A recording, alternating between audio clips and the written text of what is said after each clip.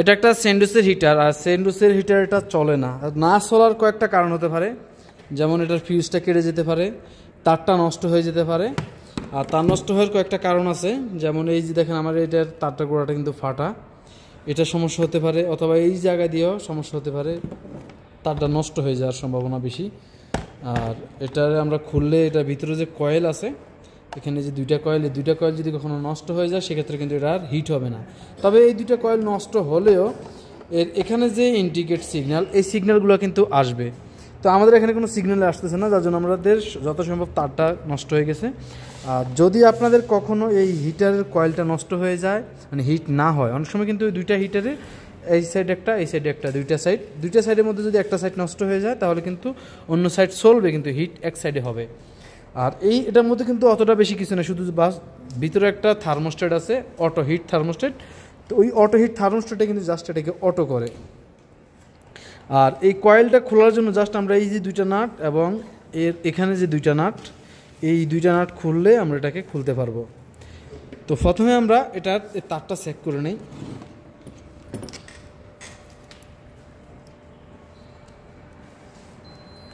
দেখেন এটা আমাদের মিটার শো করতেছে না। আমি এর আগে কারেন্টে লাগিয়ে দেখলাম, এরকম লাইনে আসতেছে না। আমাদের বডিটা ঠিক আছে, মানে এই একটা তার ঠিক আছে, কিন্তু আমাদের পরের যে টার্মিনালগুলো এগুলো ঠিক নাই। এগুলা ঠিক আছে কি না সেটা দেখব। তো আমরা দাফে দাফে দেখব। প্রথমে আমরা দেখব হচ্ছে এর ভিতরের এই যে কানেকশানটা, এখান থেকে কানেকশান বক্সটা খুলব। বক্সটা খোলার পরে আমরা ভিতরের আগে তারটা দেখব, তারপরে আমরা ভিতরে দেখব। আর যদি আপনাদের যদি তার কোনো সমস্যা না থাকে, যদি হিটারের যে কয়েলগুলো সমস্যা থাকে, এই কয়েলগুলো আসলে পাওয়া যায় না।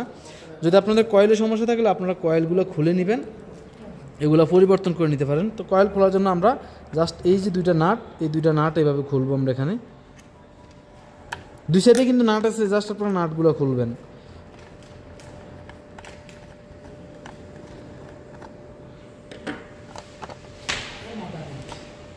আমরা এই নাটগুলো খুললাম। দুইটা নাট খোলার পরে জাস্ট এটাকে এভাবে টান দিলে দেখবেন যে খুলে গেছে। অনেক সময় কিন্তু এগুলো এই জায়গার মধ্যে জয়েন্টে লেগে থাকে, সেই জন্য এই নাটগুলো খুলতে হবে। তার যদি আমাদের এই নাটগুলো খোলার প্রয়োজন না হয়, অতটা জরুরি না হয়, তাহলে আমরা জাস্ট এই দুইটা নাট, পিছনের দুইটা নাট খুললে হবে। এক একটার এক এক মডেল, এক এক সিস্টেমের। তো সিস্টেম অনুযায়ী আপনি দেখে খুলবেন। দেখেন আমাদের এখানে ভিতরে কিন্তু অতটা বেশি কিছু নাই, শুধু তারের কানেকশান, জাস্ট আমার তারটা দিক দিয়ে আসছে। আর এই হচ্ছে কয়েল, এটা হচ্ছে কয়েল। তো আমরা কয়েলটা চেক করি, দেখি যেহেতু আমরা খুলছি এখানে, কয়েলটা চেক করি। এই যে কয়েল দুইটা টার্মিনাল, আমরা দুটো টার্মিনাল এভাবে ধরবো।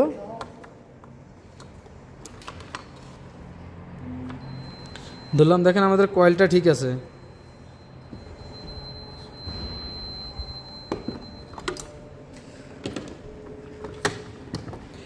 কয়েলটা ঠিক আছে, তাহলে আমাদের এটার পিছনের অংশটা খুলতে হবে।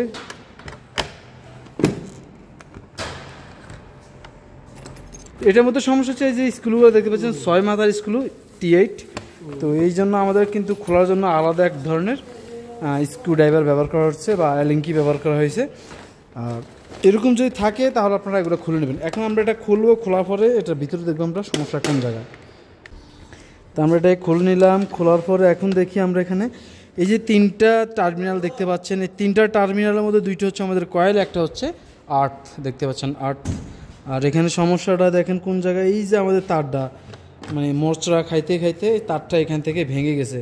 তাই এটাকে আমরা কেটেই ফেলি, কারণ এখানে আমাদের আর সংযোগ দিতে হলে অবশ্যই কাটতে হবে, কাটা ছাড়া সংযোগ দেওয়া যাবে না। এবার এটাকে আমরা একটু সুলে নেব তারটাকে।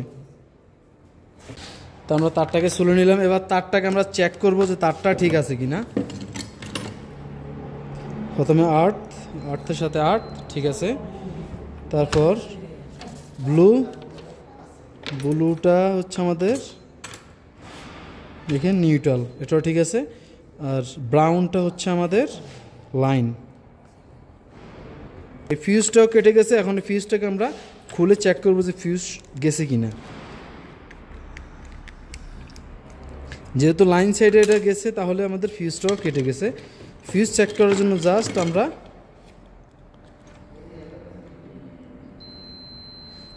আমাদের ফিউজটা ঠিক আছে, তাহলে আবার চেক করি আমরা এখান থেকে।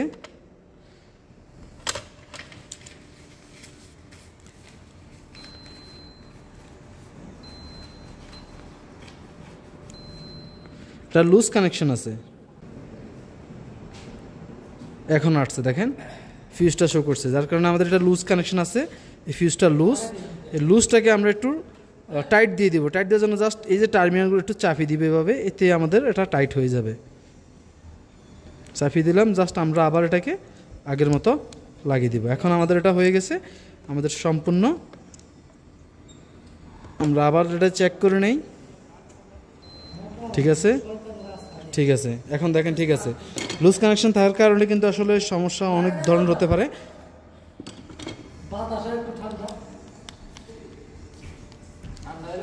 আমাদের এটা সম্পন্ন হয়েছে। এবার আমরা এটার যেই এখান থেকে যেহেতু ফুড়ে গেছে, এটা শর্ট সার্কিট হয়েছে এখান থেকে, তারটা যেহেতু নষ্ট হয়ে গেছে, এখন আমরা এটা খুলে নতুন করে আবার এখানে জাম্পার করে দেব।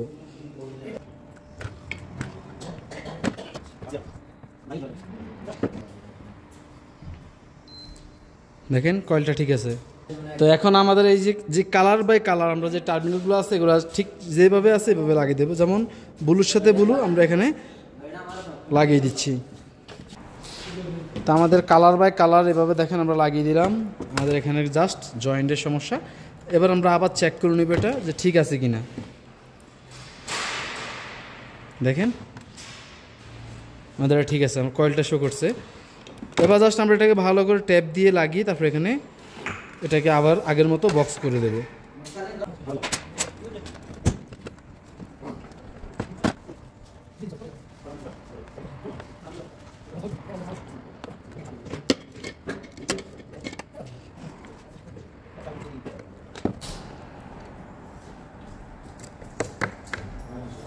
আমাদের এটা লাগানো শেষ। এবার ভিতরে যে আমরা কয়েলটা খুলছিলাম, কয়েলটা যেভাবে খুলছি ঠিক আবার আগের মতো লাগিয়ে দেব।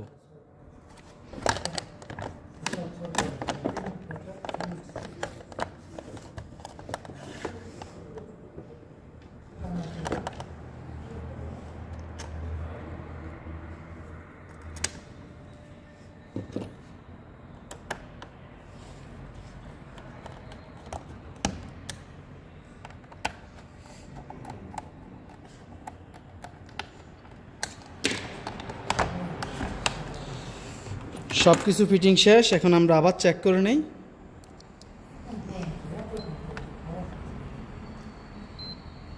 দেখেন এবার আমরা কারেন্টের মধ্যে লাগিয়ে চেক করব।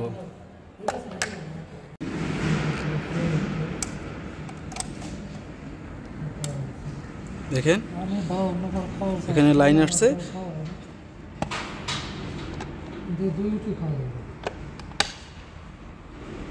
আগে কিন্তু এই লাইনটা ছিল না। যখন এটা অফ হবে মানে অটো হবে তখন লালটা বন্ধ হয়ে নীলটা জ্বলবে।